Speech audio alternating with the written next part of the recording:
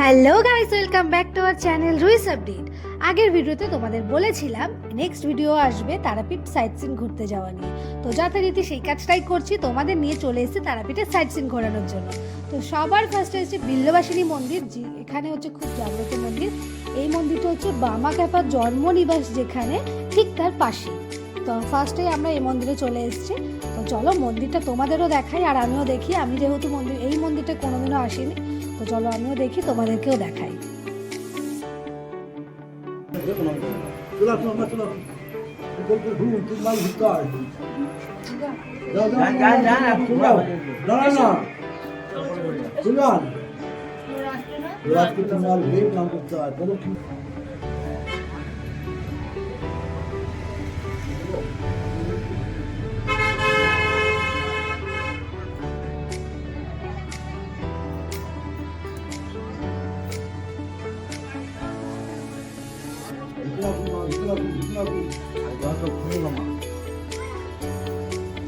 আচ্ছা, তো তোমরা দেখতেই পেলে এই মন্দিরে নাকি মাকে 7বার প্রদক্ষিণ করতে হয়। তো আমিও সেই কাজটাই করলাম।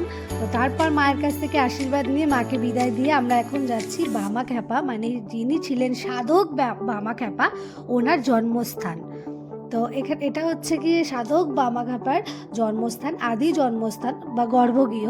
তো এখানে লেখা আছে, দেখতেই পাচ্ছ। এখানে ভিডিও করা অ্যালাউ ছিল না, আমি খুব কষ্টে লুকিয়ে লুকিয়ে ভিডিও করেছি। আর তোমাদের সাধক বামাখ্যাপার যে মূর্তি, সেই মূর্তিটাও তোমাদের দেখালাম। তো এখানে আমরা তিনজন গল্প করতে করতে বেরাচ্ছিলাম, কারণ যেই প্রসাদটা দিয়েছিল খুব ভালো ছিল, সেটাই খাচ্ছিলাম আর বলছিলাম। আর এটা হচ্ছে গিয়ে বামদেবের জন্মস্মৃতি হিসাবে এই মন্দিরটা তৈরি করা হয়েছে। তো আমরা এখন এই মন্দিরটার ভেতরেও যাচ্ছি। এই মন্দিরটাও তোমাদের দেখাই আর কিছু কথা তোমাদের শোনাই। বামদেব বাবা, ইনার নাম হচ্ছে সাধক বামাচরণ চট্টোপাধ্যায়। ইনি তারাপীঠ মহাশ্মশানে তপস্যা করে, সাধনা করে, সিদ্ধি লাভ করে ওনার নাম হয় বামাখ্যাপা বাবা। এই আডলা গ্রাম, এই গ্রামটা হচ্ছে বামদেব বাবার জন্মস্থান। এই যে 26 কাঠা ভিটে আছে বামদেব বাবা, এই 26 কাঠা ভিটের মধ্যে এই মন্দিরের পিছনে বাড়ি আর তার পাশে বাড়ি, এই তিনটে জায়গায় মিলে বামদেবের ছোট্ট করে ঘর ছিল। এই স্থানে বামদেব বাবা শিব, এই স্থানটার মধ্যেই বামদেব বাবা শিব চতুর্দশীর পুণ্যতিথিতে জন্মগ্রহণ করে। সর্বপ্রথম জানতে হবে বামদেব বাবা কে। বামদেব বাবা এমনি কোনো সাধারণ কোনো সাধক বা কোনো তান্ত্রিক বা কোনো অলৌকিক বা কোনো ব্যক্তি নয়। বামদেব বাবা হচ্ছেন স্বয়ং দেবাদিদেব মহাদেব। আমাদের অতীতে যেতে গেলে প্রজাপতি ব্রহ্মা নাভি থেকে 9 জন ঋষির জন্ম।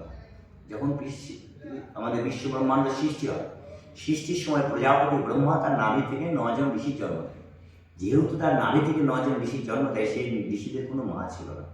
এই জন্য এদেরকে বলা হয় প্রজাপতি ব্রহ্মার মানসপুত্র। যেমন মুনি নারদ, যিনি নারায়ণ করেন, উনি হচ্ছে ব্রহ্মার মানসপুত্র। ঋষি বশিষ্ঠ, অত্রি, পুচু, পুলহ, বিভু, আপনার গোত্র, আমার গোত্র, এই প্রত্যেকটা গোত্র হচ্ছে ঋষিদের নাম। এই ঋষিদের কাউরই মা ছিল না, এদের সকলের জন্ম হয়েছিল প্রজাপতি ব্রহ্মার নাভিতে। ঋষিরা একদিন পিতামহ ব্রহ্মাকে বলে, হে পিতামহ, আমাদের মাকে। তখন বলে, তোদের মায়ের নাম আদ্যাশক্তি মহামায়া তারা। তো ঋষিরা জানতে চাইলো যে, হে পিতামহ, কে এই তারা? আমরা তো তারা দেবী কে জানি না। তখন বলে, শোনো, দেবতা এবং অসুরদের মধ্যে যখন মারামারি হয়, তখন অসুররা জিতে যায়, দেবতারা হেরে যায় এবং দেবতাদেরকে স্বর্গরাজ্য থেকে তাড়িয়ে দেওয়া হয়। দেবতারা গিয়ে নারায়ণের শরণাপন্ন হয়। তখন শ্রী বিষ্ণু নারায়ণ বলে, সমুদ্র মন্থন করে যদি তোমরা অমৃত তুলে পান করতে পারো, তাহলে তোমরা চির অমরত্ব লাভ করতে পারবে, তোমাদেরকে কেউ আর হারাতে পারবে। এই লোভে দেবতারা সমুদ্র মন্থন শুরু করে, অসুরদেরকে সহযোগিতা করে। সমুদ্র মন্থন করতে করতে প্রথমে ভূলোক মন্থন করে, তারপরে ভবলোক, তারপরে স্বলোক, মহলোক, জনলোক, তপলোক, সত্যলোক। যখন সত্যলোক মন্থন করে, তখন ওই সত্যলোক থেকে একটা মাটির ভর্তি হচ্ছে। দেবতারা ভাবলো কোথায়, এই আমরা অমৃত পেয়ে গেলাম। যখন এই ভর্তি যখন খোলে, বিষ বের হয়েছে। কারণ সত্যলোক তো বিষের ভান্ডার। সেই বিষ যখন গোটা বিশ্ব ব্রহ্মাণ্ড যখন মৃত্যুর কোলে ঢলে পড়লো, তখন নারায়ণের কাছে দেবতারা গিয়ে বলে, হে প্রভু, আমরা সত্যলোকে বিষ তুললাম এবং সেই বিষ গোটা বিশ্বকে ধ্বংসের মুখে টেনে নিয়ে যায়। এই বিষ থেকে আমরা কি করে রক্ষা পাবো? তখন বলে, এই বিষ থেকে রক্ষা পেতে গেলে উপায় একমাত্র দেবাদিদেব মহাদেব জানে, তোমরা মহাদেবের শরণাপন্ন। সমস্ত দেব দেবী মহাদেবের শরণাপন্ন হল। মহাদেব সেই বিশ্ব ব্রহ্মাণ্ডকে রক্ষা করার জন্য সেই কালমুখ বিষ নিজে পান করে নীলকণ্ঠ। এবং গোটা বিশ্ব সেদিন বেঁচে গেল। সেই জন্য ভোলানাথের আড়ার নাম হলো বিশ্বনাথ। কিন্তু শিব যদি মারা যায় পৃথিবীর সৃষ্টি বন্ধ হয়ে যাবে। এটাকে বলা হয় বান। বান মানে পুরুষের লিঙ্গ। এইভাবে যেটা পাতা থাকে জল ঢালার পরে এইভাবে বেরিয়ে আসে না, ওইটাকে বলা হয় গৌরী, অর্থাৎ ভগবানের মাতৃ জননদার, মেয়েদের জনি। তাহলে ভগযুক্ত বান, ভগবান হচ্ছে শিব, সৃষ্টিকর্তা হচ্ছে শিব। অনাবর্ত ভগ এবং বানের মিলন হচ্ছে, মানে হর পার্বতীর মিলন হয়, পৃথিবীতে জীব সৃষ্টি হয়। তাহলে সৃষ্টিকর্তা নিজেই যদি মরে যায় তাহলে পৃথিবীর সৃষ্টি বন্ধ হয়ে যাবে। তখন নারায়ণ খুব সংকটে পড়ে, তখন মহামায়ার শরণাগত দৈব বাড়ি হয়, যদি কোনো দেবী মাতৃরূপে উলম হয়ে দেবাদিদেব মহাদেবকে নিজে স্থান পান করাতে পারে সন্তান মনে করে, তাহলে শিব বেঁচে যাবে। সমস্ত দেবীকে আহ্বান জানানো হয়, বলো তোমরা কেউ শিবের মা হও, শিবকে দক্ষ করো। কিন্তু কে হবে শিবের? আদ্যাশক্তি মহাদেব, দেবাদিদেব মহাদেব, সে আর মা কে হবে? দুর্গা কালী বাবলা আছে সমস্ত বললো না, ভোলানাথ আমাদের স্বামী, নিজের স্বামীকে সন্তান তুমি কী করে দুধ খাওয়াবো? তখন বলো তাহলে এক কাজ করো, তোমরা যত দেবী আছো তোমাদের সমস্ত দেবী দৈব শক্তি প্রয়োগ করে এক তেজস্বী নারী সৃষ্টি করো। নতুন যে নারী হবে সেটা শিবের মা। এই সৃষ্টি হয়েছে না, সেই হবে শিবের মা। সমস্ত দেবী দৈব শক্তি দিয়ে তৈরি হলো আদ্যাশক্তি মহামায়া তারা। তারা মা উলঙ্গ হলো, উলঙ্গ হয়ে শিবকে প্রয়োগ করে বালক উদ্ধার করে মানুষের তিব্বত গুহার ভেতরে স্তনপান করাতে হবে।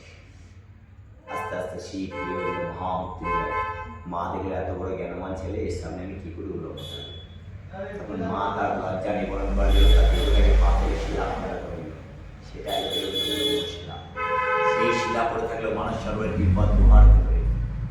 প্রজাপতি ব্রহ্মা তার শিষ্যদেবের বলতে বলতে বশিষ্ঠ মুনি বলল, তাহলে এই মাকে দর্শন কি পাওয়া যাবে? বলছে তারা দর্শন খুব কষ্টকর, যদি তুমি সঠিক পথে যেতে পারো তাহলে তুমি পেতে পারো। তা বলে আমি জন্ম যখন নিয়েছি তখন আমার মাকে দর্শন করেই যাবো।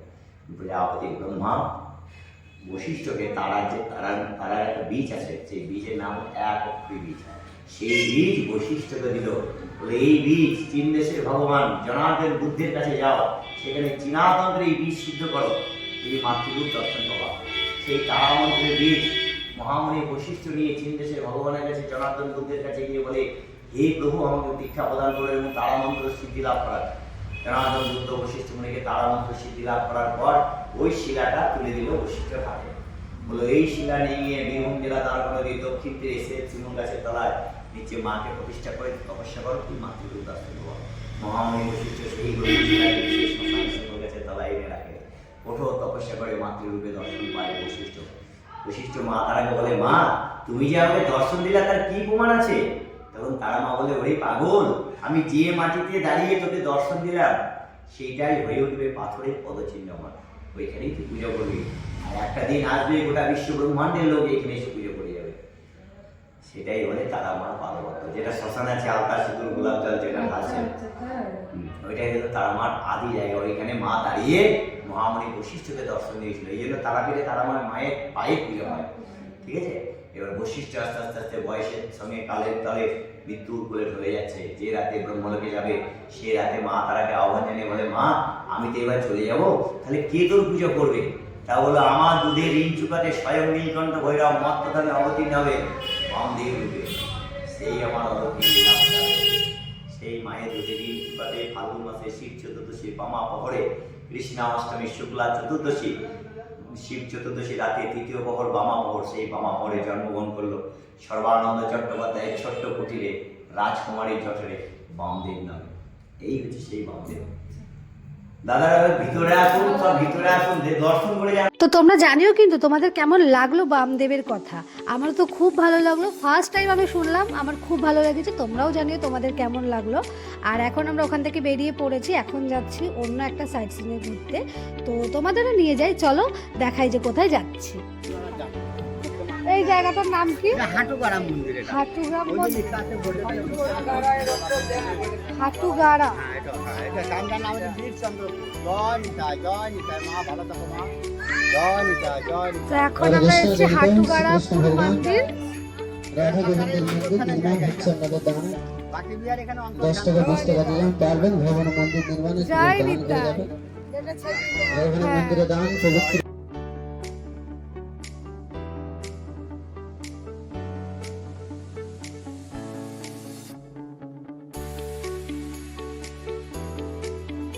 চলো এবার তোমাদেরকে এই কুণ্ডের কিছু ইতিহাস বলি, যেটা আমি এখানকার লোকাল যারা তাদের কাছ থেকেই জেনেছি। এই কুণ্ডে স্বয়ং নিত্যানন্দ প্রভু মাকে স্নান করাবেন বলে সর্বতীর্থকে আহ্বান জানিয়েছিলেন। তারপর থেকে এই কুণ্ডের নাম সপ্তসাগর বা সপ্ত নদী নামে পরিচিত বর্তমানে নাম। তো সেই কারণে এই কুণ্ডের জল স্পর্শ করে নিজের মানব জীবন ধন্য করে সবাই। তো আমরাও সেটা করতে গেছিলাম, আমাদের মানব জীবনও ধন্য করতে গেছিলাম। তো কুণ্ডর ভেতরে নিচে একটা মন্দির আছে, মন্দিরটার চূড়াটা দেখো, তোমরা দেখতে পাবে। এখানে সবসময় এইটুকু চূড়াই দেখা যায়, কারণ কুণ্ডের নিচে মন্দিরটা আছে, তো এইটুকু চূড়াই দেখা যায়। আমি যখনই এসেছি আমি এইটুকু চূড়াই দেখেছি, আমি জানি না পুরো মন্দিরটা আরেকটু দেখা যায় কি যায় না। তো আমি এইটুকুই দেখেছি, এইটুকুই তোমাদের দেখাই। তোমরা কে কে পুরোটা দেখেছো সেটাও আমাকে বলো।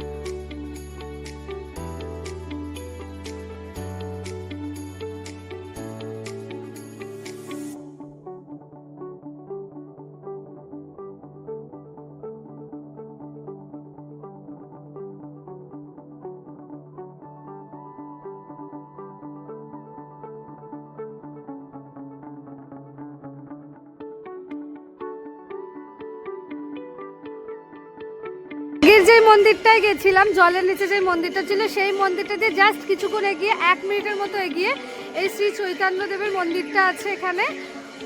তো মন্দিরটা দেখতেই পাচ্ছ, খুবই সুন্দর। মন্দিরের ভেতরটা আরো সুন্দর, অনেকটা বড় জায়গা নিয়ে মন্দিরটা। এখানে টোটো স্ট্যান্ডও আছে, মানে যারা ঘুরতে আসে। তো এখানে ভেতরে, মন্দিরের ভেতরে ক্যামেরা অ্যালাউ নেই, তাও আমি চেষ্টা করব তোমাদের ক্যামেরা মানে অ্যালাউ মানে আমি ভিডিও করে দেখানোর, কারণ শ্রী চৈতন্য দেখতে বা নিত্যানন্দ ঠাকুরকে অতি অপরূপ সুন্দর দেখতে আমি যথাযথ চেষ্টা করবো তোমাদের দেখানোর। তো চলো।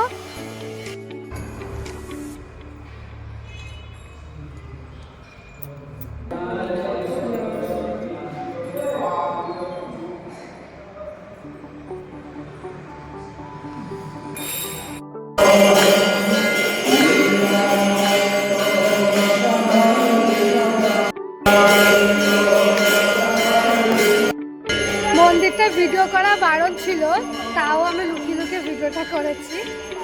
কেমন লাগলো তোমাদের গৌর নিত্যানন্দকে প্লিজ জানিও তোমরা সবাই। মন্দির দিয়ে বেরিয়ে আমরা সবাই এখানে পাঁপড়, চিপস, জল, চা খেতে ব্যস্ত হয়ে গেছি, কারণ খেতে পেয়ে গেছে, অলরেডি দুপুর হয়ে গেছে, সেখানে লাঞ্চের টাইম হয়ে গেছে, কিন্তু তাও আমরা ঘুরে তারপর লাঞ্চ করবো। আমরা এখন চলে এসেছি রুমে, অনেকক্ষণ আগে চলে এসেছিলাম। তো ভিডিওটা তোমাদের কেমন লাগলো তোমরা জানিও, আর তোমাদের সবার বামদেবের ব্যাপারে জেনে, কুণ্ডের ব্যাপারে জেনে তোমাদের কেমন লাগলো সেটাও তোমরা জানিও। তো নেক্সট ভিডিওতে আবার দেখা হচ্ছে, টাটা।